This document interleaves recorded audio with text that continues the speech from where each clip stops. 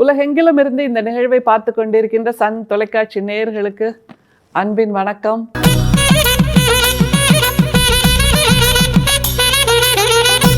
இது ஆண்டாள் மாதம், மார்கழி மாதம், திருப்பாவை மாதம். இன்றைக்கு 2ஆம் பாசுரம். இந்த 2ஆம் பாசுரத்தை song of lifestyle modification அப்படின்னு சொல்லலாம். எதனால் லைஃப் ஸ்டைல் மாடிஃபிகேஷன்? அதுதான் மிக முக்கியமான கேள்வி. நாம் ஒரு இலக்கை நோக்கி பயணிக்க துவங்கிவிட்டோம். அது இறையாகவும் இருக்கலாம், இறை பயணமாகவும் இருக்கலாம், அல்லது நம்முடைய வாழ்க்கையின் உயர்வை நோக்கிய பயணமாகவும் இருக்கலாம். இந்த இரண்டில் எதுவாக இருந்தாலும் சரி, நாம் என்னெல்லாம் பண்ணணும் அப்படிங்கிற ஒரு பாசுரத்தை தான் ஆண்டாள் நமக்கு கொடுத்திருக்கிறாள். அதில் மிக முக்கியமாக ஆண்டாளுடைய தோழிகள், ஆண்டாளும் 10 வயது பெண், அவளுடைய தோழிகளும் அந்த டீனேஜ் என்று சொல்லப்படக்கூடிய 10 வயது பெண். அந்த 10 வயது பெண்களுக்கே உரிய சின்ன சின்ன சிரிப்புகள், சின்ன சின்ன நகைச்சுவை, சின்ன சின்ன கிகிள்ஸ்ன்னு சொல்லுவோம்ல, அந்த மாதிரியான பருவத்தில் இருக்கக்கூடியவர்கள் எதன் மீதும் ஆசைப்படுவார்கள். இதை சாப்பிட்டு பார்க்கலாம், அதை சாப்பிட்டு பார்க்கலாம், இதை விளையாடி பார்க்கலாம், அதை விளையாடி பார்க்கலாம் அப்படின்னு எல்லாம் ஆசைப்படுவார்கள். அப்படியான வாழ்வியலை கொண்டிருக்கின்ற அந்த குழந்தைகள், அந்த 10 வயது பெண்கள், சிறுமிகள், இவர்களுக்கு ஆண்டாள் லைஃப் ஸ்டைல் மாடிஃபிகேஷனை சொல்லி தருகிறாள். அதில் ஆண்டாளின் தலைமை பண்பு தெரிகிறது. ஒரு ஹெச்ஆர் எப்படி தன்னுடைய டீம் மெம்பர்ஸ்க்கு என்னென்ன செய்யணும், எப்படி செய்யணும் என்று எஸ்ஓபி கொடுப்பார்கள் இல்லையா, அந்த எஸ்ஓபியை போல் ஆண்டாள் கொடுக்கிறாள் அப்படிங்கிறதான் 2வது பாசுரம்.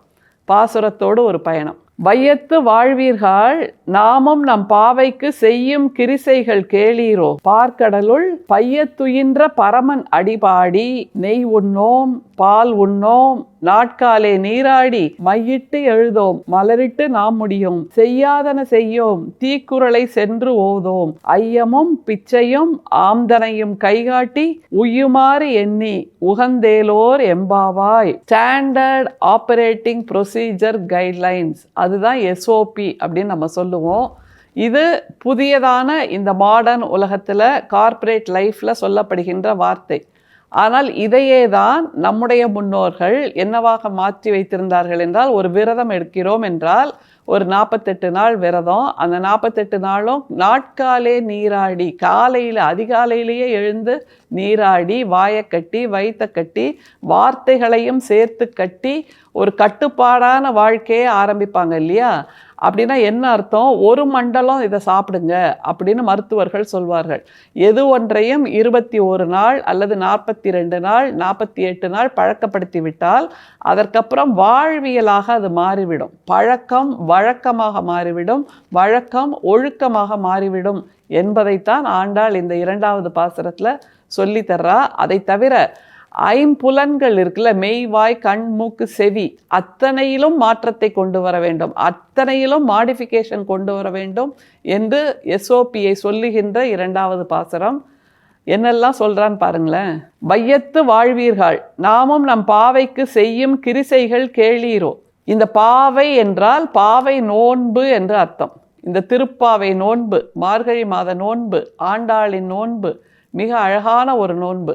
ஏனென்றால் அது நம்முடைய உள்ளத்துக்கு செய்கின்ற நோன்பு. அதுதான் ரொம்ப முக்கியம். உடலுக்கு செய்கின்ற நோன்பு என்பதை தவிர உள்ளத்துக்கு, உயிருக்கு, நம்முடைய வாழ்க்கைக்கு செய்கின்ற நோன்பை பற்றி கேளுங்கள் அப்படின்னு சொல்கிறான்னா, ஷி அட்ரஸஸ் எவ்ரி ஒன். அதுதான் ரொம்ப முக்கியம். எல்லோரையும் குறிப்பிட்டு எல்லோருக்குமான ஒரு கிரிசையை நான் சொல்கிறேன், கேளுங்கள்.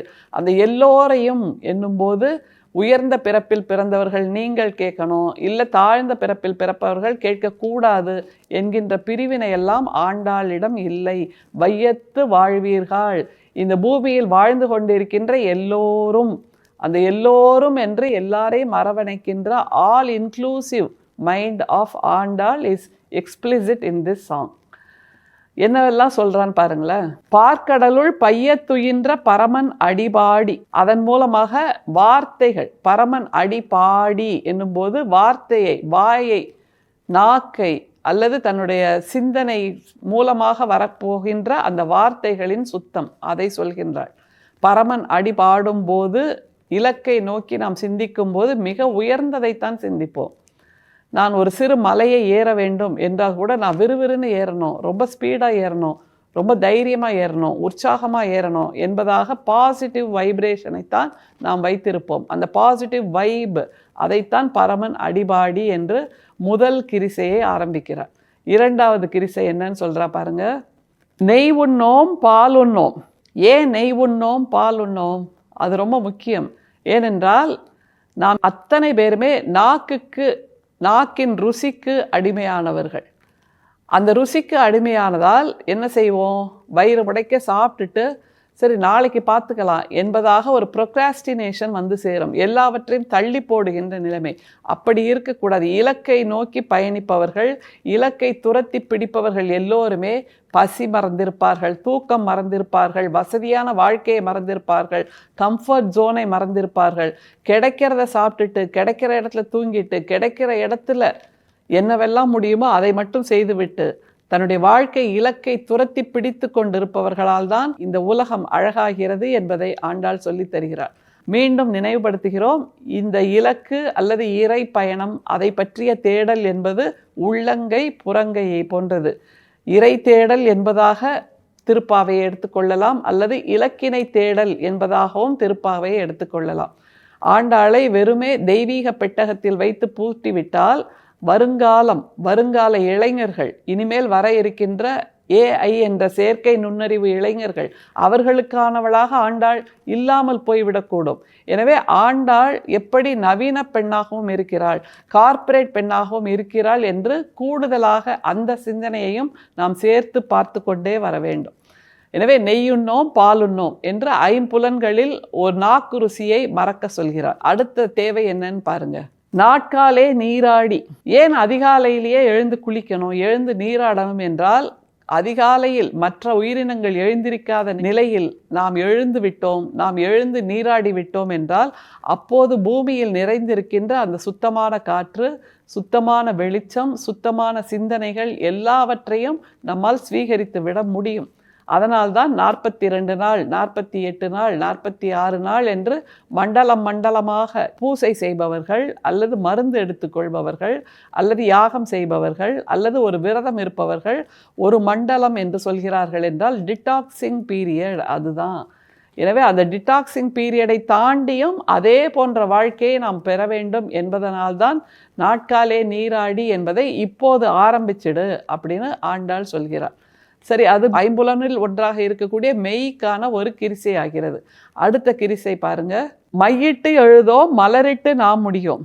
ஏன் இந்த வார்த்தையை சொல்றான்னா, அந்த குழந்தைகள், பதின்ம பருவத்து குழந்தைகள், அந்த சிறுமிகள், அந்த டீனேஜ் குழந்தைகள், அவர்களுக்கு மிக விருப்பமாக இருக்கக்கூடியது கண்ணுக்கு மையிட்டு கொள்வதும், மலரிட்டு அலங்கரித்து கொள்வதும், தங்களுடைய பட்டாடைகளை உடுத்தி கொள்வதும், இப்படியான அலங்காரங்கள், புற அலங்காரங்களை செய்வதிலும் அவர்களுக்கு ஆர்வம் இருக்கும். ஆனால் இதை மட்டுமே செய்கின்ற அடிமையாக நீ இருந்து விடாதே, இதை விட்டு வெளியே வா என்று சொல்லுகின்ற அந்த SOP, அந்த ஸ்டாண்டர்ட் ஆப்ரேட்டிங் ப்ரொசீஜரை ஆண்டாள் கொடுக்கிறாள்ங்கிறது தான் இதில் மிக முக்கியம். இப்படியாக அலங்காரங்களையும் தவிர்க்க சொல்கிறார். அடுத்து என்ன வருதுங்கிறத பாருங்க. செய்யாதன செய்யும் தீக்குறளை சென்று ஓதோம். மக்களுக்கு அல்லது பிற உயிரினங்களுக்கு எது துன்பத்தை கொடுக்குமோ அதை செய்ய மாட்டோம். அதை தவிர தீக்குறளை சென்றோதோம் என்றால் மற்றவர்களை பற்றி கோள் சொல்ல மாட்டோம். அவர்கள் இல்லாத நேரத்தில் அவர்களை பற்றிய தவறான வார்த்தைகள், அவர்கள் விலகி சென்ற பின்பு அவர்களை பற்றிய குற்றச்சாட்டுகள், இப்படியான புறங்கூறுதலை, கோள் சொல்லுதலையும் சொல்ல மாட்டோம் என்றால் இது எல்லாமே இந்த மார்கழி திருநாள் அல்லது மார்கழி கொண்டாட்டம் அல்லது மார்கழி நோன்பு, பாவை நோன்பு இந்த நேரத்துக்கு மட்டுமானதா? இல்லையே, வாழ்க்கை முழுசும் பண்ண வேண்டிய விஷயங்கள் தானே இது எல்லாமே. அதனால்தான் இதை song of lifestyle modification என்று நாம் சொல்கிறோம். என்ன சொல்லி நிறைவு செய்கிறாங்கிறத பாருங்க. ஐயமும் பிச்சையும் ஆம்தனையும் கைகாட்டி. இதில் ரொம்ப முக்கியம். ஐயம் என்றால் நம்மிடம் வந்து எனக்கு ஏதாவது கொடு என்று கேட்பவர்களுக்கு நாம் பிச்சை இடுவது. அது அவர்களுடைய வலியை நாம் அறியாமல் இருக்கும்போது, அவர்களே வந்து கேட்கும்போது நாம் செய்வது. ஆம்தனையும் கைகாட்டி என்றால் ஒருவர் கஷ்டப்படுகிறார், ஒருவர் வலியில் இருக்கிறார் என்றால் அவருடைய கஷ்டத்தையும் வலியையும் போக்குகின்ற திசை இது, போக்குகின்ற நபர் இது, போக்குகின்ற வள்ளல் இவர் என்பதாக அவர் இருக்கக்கூடிய திசையை நாமே முன்வந்து கைகாட்டி அவர்களை நெறிப்படுத்த வேண்டும், வழிப்படுத்த வேண்டும் என்பதைத்தான் தன்னுடைய வாழ்வியலாக கொள்ள வேண்டும் என்று ஆண்டாள் சொல்கிறார். எனவே மார்கழி நோன்புக்கான எஸ்ஓபி மட்டும் இல்லை இது, பாவை நோன்புக்கான லைஃப் ஸ்டைல் மாடிஃபிகேஷன் மட்டும் இல்லை இது.